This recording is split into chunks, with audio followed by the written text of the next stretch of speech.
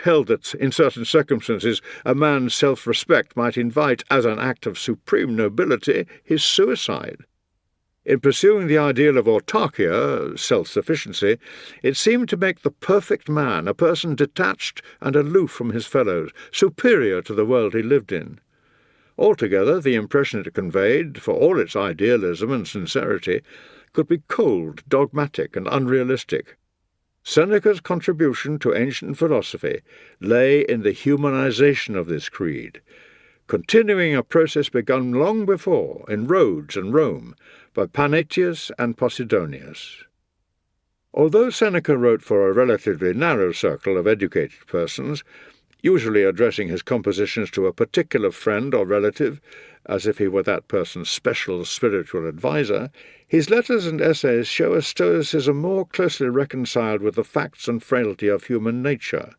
The ideal of apatheia is much modified. Self-sufficient though he is, the sapiens can now have friends and can grieve, within limits, at the loss of one. It has become his duty to be kind and forgiving towards others, indeed, to live for the other person. In his way of living, he should avoid being ostentatiously different from those he tries to win from moral ignorance. He has to battle like the rest against his failings, in a long and painful progress towards perfection, in which all can do, with help from above or the inspiration of others' example. Seneca himself, we observe, occasionally makes immodest statements concerning his own progress, but is capable of humility, as in one description of himself as a long way from being a tolerable, let alone a perfect human being. In statements of man's kinship with a beneficent, even loving God, and of a belief in conscience as the divinely inspired inner light of the spirit, his attitudes are religious beyond anything in Roman state religion. In his day, little more than a withered survival of formal worship paid to a host of ancient gods and goddesses.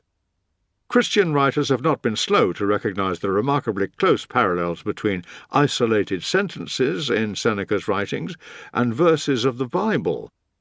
On the other hand, the word God, or the gods, was used by the philosophers more as a time-honoured and convenient expression than as standing for any indispensable or even surely identifiable component of the Stoic system.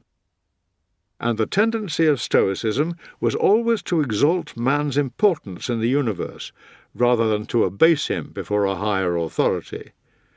The hope of immortality was occasionally held out, but Seneca does not play on it.